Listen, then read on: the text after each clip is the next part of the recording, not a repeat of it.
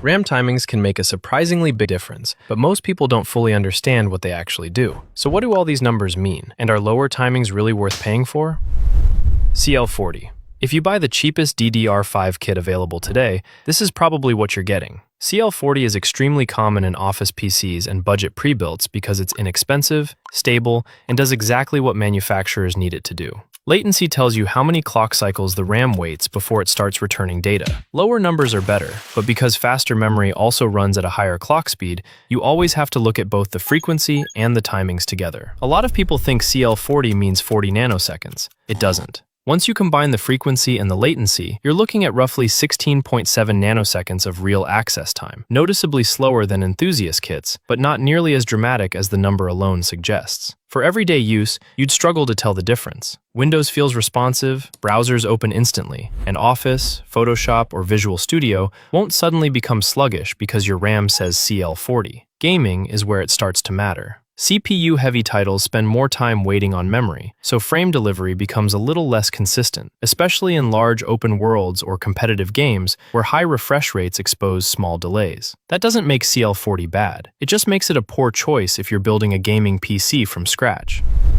CL36. This is probably the most misunderstood timing on the market. A lot of people immediately dismiss CL36 because they've heard CL30 is the only correct choice. In reality, whether CL36 is worth buying depends almost entirely on the price. A typical DDR5 6000 CL36 kit ends up around 12 nanoseconds of real latency. That's slower than CL30, but it's still a huge improvement over entry-level DDR5. In most games, you're not looking at a night and day difference. Average frame rates often stay surprisingly close. The bigger gap usually shows up in 1% lows. That's the small dips you notice while exploring busy cities, loading new areas, or during heavy firefights. If you've ever felt a game was smooth most of the time, but occasionally hesitated for a split second, memory latency can be part of that story. This is why CL36 often makes sense when prices get weird. If the CL30 version costs another $20, I'd still buy the tighter kit. If the gap suddenly grows to $80 or $100, as we've seen more than once over the past year, CL36 becomes a much easier recommendation. It's not the fastest option, but it often ends up being the smartest one.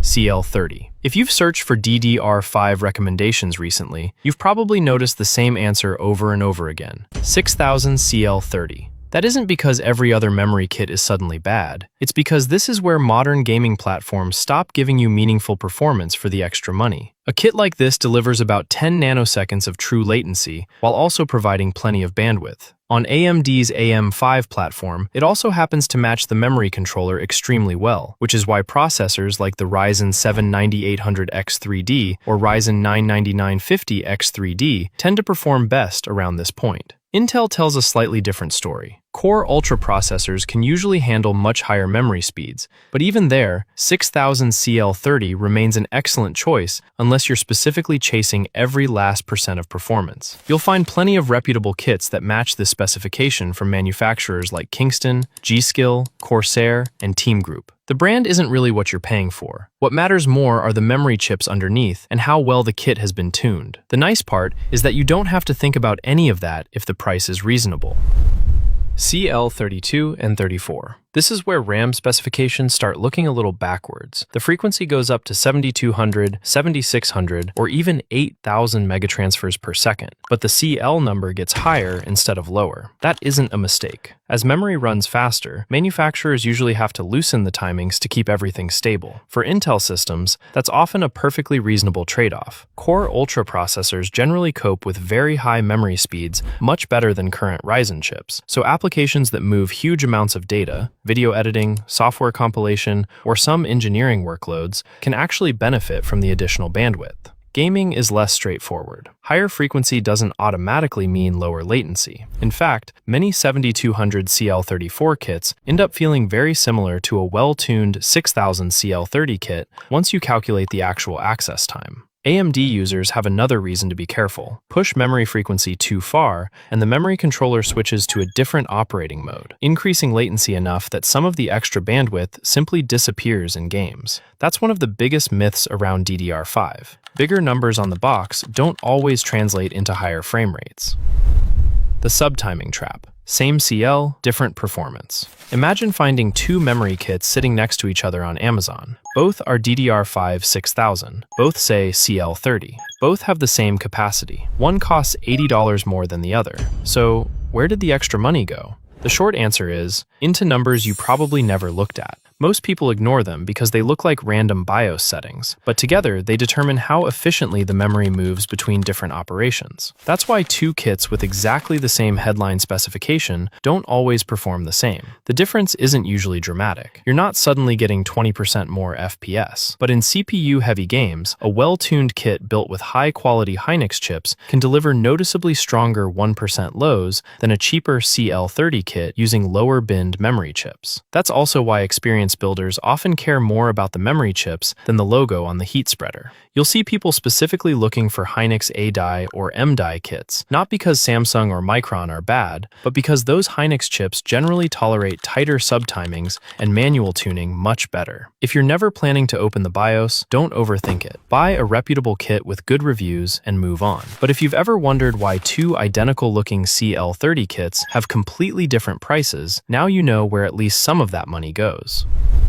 CL16 and 18. DDR4 may no longer be the newest standard, but that doesn't mean it's suddenly slow. In fact, a DDR4 3200 CL16 kit has almost exactly the same first-word latency as DDR5 6000 CL30. That's why people moving from a well-tuned AM4 system to an entry-level DDR5 build are sometimes surprised that Windows doesn't feel dramatically faster. The difference isn't the first piece of data, it's everything that comes after. DDR5 offers much more bandwidth, which becomes increasingly important in newer CPUs, modern game engines, and heavier workloads. As processors keep adding more cores, they're also asking the memory subsystem to move more data at once, and that's where DDR5 starts pulling ahead. If you're building on AM4 or Intel LGA 1700 today, good DDR4 still makes financial sense. A 3600 CL18 kit is usually the sweet spot, and spending significantly more on premium DDR4 rarely pays off. Just remember what you're buying. You're saving money today, but you're also buying into a platform that's reached the end of its upgrade path. If your next CPU upgrade is only a year or two away, jumping to DDR5 now may actually cost less in the long run.